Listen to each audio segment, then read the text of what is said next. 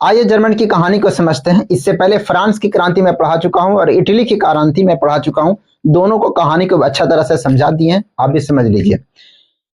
10th class का chapter पूरा complete करने के बाद में फिर मार्च में मैं TRE4 और SSC GD के लिए पूरी कंपटीशन का तैयारी कराऊंगा।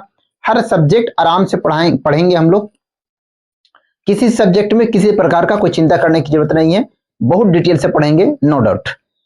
उसके बाद में आज जर्मनी के एकीकरण पढ़ा रहे हैं, तो इससे पहले मैं इटली के एकीकरण पढ़ा हूं। आइए थोड़ा सा उसको रिवीजन कर लेते हैं। इटली के एकीकरण में 3 योद्धा था, जिसका एक का नाम था मेजनी और दूसरा काउंट काबूर और गैरिबाल्डी। गैरिबाल्डी पेशे से नाविक था, वो अमेरिका में रहता था। 1848 में आया था एकीकरण कराने के लिए। इससे सबसे पहले अगर इटली के एकीकरण में कोई भागीदारी निभाया तो वो था मेजनी। मेजनी को इटली का एकीकरण का पैगंबर कहा जाता है और मसीहा कहा जाता है, कारण कि उन्होंने सबसे पहले एकीकरण के लिए कदम उठाया। मेजनी ने 1831 ईस्वी में यंग इटली और 1833 ईस्वी में यंग यूरोप एक संगठन बनाया जो कि क्रांतिकारी था। उससे पहले वो छोटे संस्थाओं के साथ में मिल करके लड़ाई लड़ रहा था, लेकिन वो मार खाया, तब जाकर के वहां से भागा है। और गैरिबाल्डी है, पेशे से नाविक है, उन्होंने भी इसी के साथ में यंग इटली के साथ में मिल करके काम किया। मेजनी के साथ में मिल करके ये भी मार खाया, तब एक नया अपना संगठन बनाया जिसको लाल कुर्ती के नाम से जाना। आपको बताना है कि भारत में लाल कुर्ती का गठन किसने किया था, आइए समझते हैं।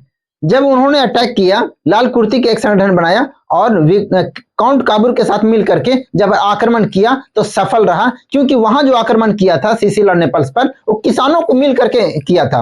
अब जो सिसिल और नेपल्स में जो किसान थे, वो किसान इसको साथ दिए, दरवाजे पर ईंटा पत्थर रख लिए, छत पे ईंटा पत्थर रख लिए, गरम तेल रख लिए, कोई सुआ लिया हुआ है, कोई हथौड़ी लिया हुआ है, कोई खुरपी लिया हुआ है, कोई कुदारी लिया हुआ है, सब अपना अपना हथियार लिया हुआ है किसान लोग। अब जब सिसिल और नेपल्स में युद्ध हुआ लाल कुर्ती वालों के साथ में, तो लाल कुर्ती वालों को जो मारने के लिए सिसिल और नेपल्स वाला आ रहा है, तो पीछे से कोई कड़ाही फेंक दे रहा है, कोई सुआ घोप दे रहा है, कोई कुदारी फेंक दे रहा है, कोई हंसुआ से मार दे रहा है।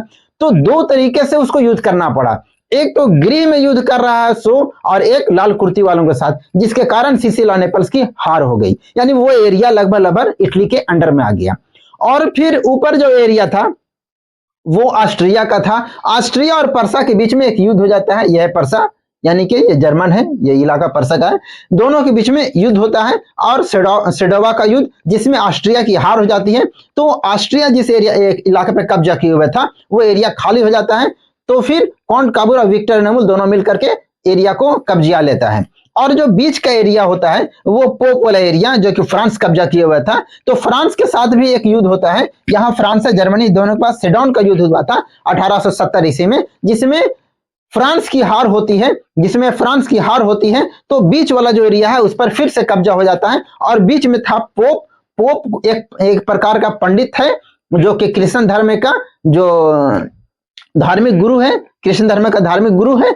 तो वो पोप था, उसको एक इलाका दे दिया गया जिसका नाम था वेटिकन सिटी। और वेटिकन सिटी एक किला था जो कि उसको कब्जे में दे दिया कि आप यहीं रहिए। इसीलिए वो एक देश बना, छोटा सा देश, और कहलाता है वेटिकन सिटी, जो विश्व का सबसे छोटा देश है। और विश्व का सबसे छोटा देश ही नहीं, बल्कि वहां महिला ना होने के कारण शादी विवाह नहीं होता है। क्वेश्चन कभी कभी आ जाएगा कि किस देश में शादी विवाह नहीं होता है, तो वेटिकन सिटी में। अब क्लियर हो गया। अब समझते हैं जर्मन के एकीकरण को। अब ये वाला इलाका देख रहे हैं, ये है पर्सा, जो कि जर्मन का सबसे बड़ा राज्य है, ये है पर्सा। और ये वाला जो ऊपर है, जिस पर डेनमार्क कब्जा किए हुए था, जिसका नाम था सेल्सविक। और इससे नीचे एक और राज्य है जिसका नाम है हॉलस्टाइन। हॉलस्टाइन या हॉलस्टीन, ये दो गो राज्य है। इसी का बीच में जो ऐसे राज्य है, ये राज्य को ये कह लीजिए फ्रैंकफर्ट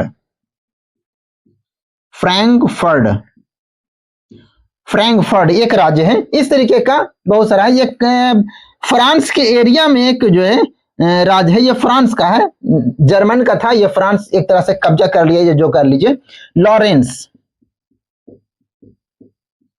ये समझ गए आप, ये इधर ऑस्ट्रेलिया है और इधर फ्रांस है। कहानी स्टार्ट किया जाए, कहानी को स्टार्ट किया जाए। देखिए अभी जो है पर्सा का एक राजा है, जिस राजा का नाम है फ्रेडरिक विलियम।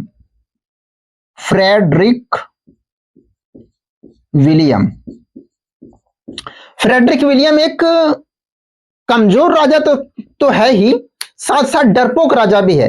क्या ये पूरे जर्मनी का एकीकरण कर पाएगा? नहीं, क्योंकि ये डरपोक राजा है, ये पूरा नहीं कर पाएगा। इसकी मृत्यु हो जाती है 1862 ईस्वी में। मृत्यु क्या बोलती है? 1862 ईस्वी में। और नया राजा बनता है विलियम प्रथम। विलियम प्रथम नया राजा बनता है कब? 1862 ईस्वी में नया राजा बनता है विलियम प्रथम। विलियम प्रथम सोचता है कि एक हमको क्या चाहिए? एक चांसलर चाहिए, एक ऐसा प्रधानमंत्री चाहिए, एक ऐसा सेना रक्षक चाहिए जो कि इस पूरे जर्मन को एक करे। और इसको एक लड़का मिलता है जिसका नाम होता है बिस्मार्क। और बिस्मार्क भी चाहता है कि पूरा जर्मन क्या हो जाए? एक हो जाए। अब ये शुरू करता है कि आखिर लड़ाई किया जाए तो पहले किससे किया जाए, किससे भगाया जाए जर्मनी से। ऑस्ट्रिया भी कुछ इलाका पर कब्जा किया हुआ है, फ्रांस भी कुछ इलाका पे कब्जा किया हुआ है, इधर डेनमार्क 2 राज्यों पर कब्जा किया हुआ है। आखिर लड़ा कैसे जाए?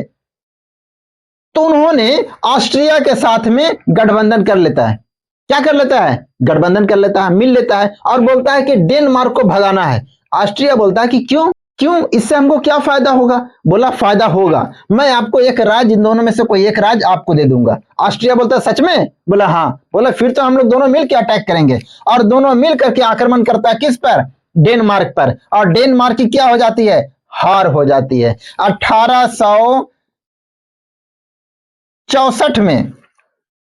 1864 में डेनमार्क युद्ध होता है और डेनमार्क की क्या हो जाती है? हार हो जाती है। अब ऑस्ट्रिया को मिल जाता है हॉल्स्टीन का इलाका ऑस्ट्रिया को मिल जाता है। ध्यान से देख लीजिए। और सेल्सविक जो है वो पर्सा रख लेता है। अब यहां से हम मिटा देते हैं। अब देखिए ये इलाका किसका हो जाता है? पर्सा का हो जाता है। लेकिन पर्सा बिस्मार्क बहुत मायूस होता है कि यार ये तो युद्ध लड़ा ही नहीं, डायरेक्ट हाथ जोड़ दिया, हाथ खड़ा कर दिया कि हम आपसे युद्ध नहीं लड़ेंगे, जो आपका क्षेत्र है वो आप ले लीजिए। तो हम यार इसको क्यों मिलाया था बिना मतलब का? हम तो अकेले ही से लड़ जाते हैं। तो अब ये दिमाग में ये आया कि यहां से भी ऑस्ट्रिया को भगाना पड़ेगा। उसके लिए बिस्मार्क ने यानी विलियम प्रथम ने सब क्या किया कि मीडिया वगैरह को उकसाना शुरू किया और यहाँ का जो जनता है उसमें जोश और जुनून भरना शुरू किया कि आपको ऑस्ट्रेलिया से यहाँ से भगाना है। ऑस्ट्रिया और आप पर शासन करेगा और हम ना आपका राजा है जी, कि ऑस्ट्रिया आपका राजा है।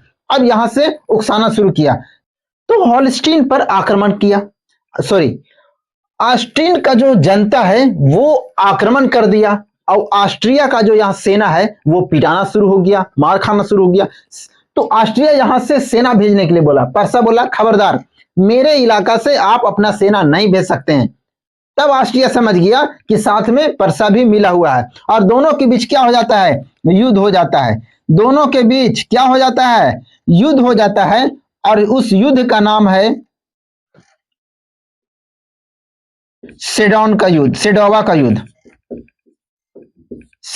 युद्ध।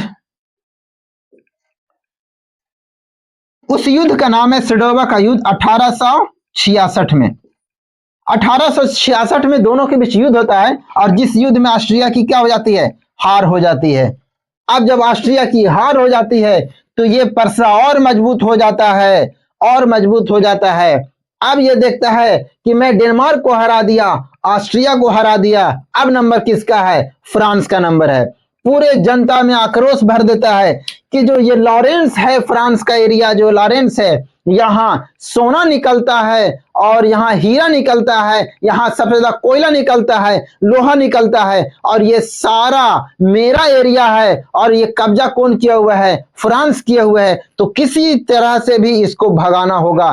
पूरा जनता आक्रोश में है और भी आक्रोश भरने के लिए मीडिया काफी है। मीडिया एक 5 लड़का इधर से इधर अगर आ रहा है और इधर फ्रांस जर्मन वाला उसको 5 को 4 को भी मार रहा है, तो ये वापस गया तो बोला 500 फ्रांस के 500 लोगों की मौत लापता, ऐसे बोलता है लापता, 5 की लाश मिली।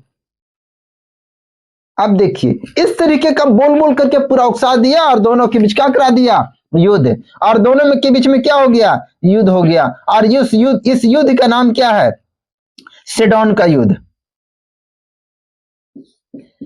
सेडोन का युद्ध 1870 ईस्वी में सेडोन का युद्ध होता है। और इस सेडोन के युद्ध में फ्रांस की क्या हो जाती है, हार हो जाती है। और ये लॉरेंस जो है वो किसके कब्जा में चल जाता है, तो जर्मन के कब्जे में चल जाता है। और कुछ सेना को पकड़ करके यहाँ फ्रैंकफर्ट में कब्जा कर लेता है। फ्रांस बोलता है कि वो सेना को छोड़ दो यार, काहेला पकड़े हुए हो झूठो। तो फ्रैंकफर्ट के बीच में, जर्मन और फ्रांस के बीच में फ्रैंकफर्ट में एक संधि होता है जिसका नाम है फ्रैंकफर्ट की संधि। फ्रैंकफर्ट की संधि। और यह फ्रैंकफर्ट की संधि कब होता है, 1871 ईस्वी में। अगर छोटा डेट पूछता है तो 10 मई 1871 ईस्वी को फ्रैंकफर्ट की संधि हुई। ये जो बिस्मार्क है, बिस्मार्क का गुरु कौन है, हीगेल से प्रभावित है कौन, बिस्मार्क। यही हीगेल से कार्ल मार्क्स जो कि रूस की क्रांति में वो प्रभावित रहेगा। वीडियो अच्छा लगा तो लाइक कर दीजिएगा। मैं विराम लूंगा। जय हिंद।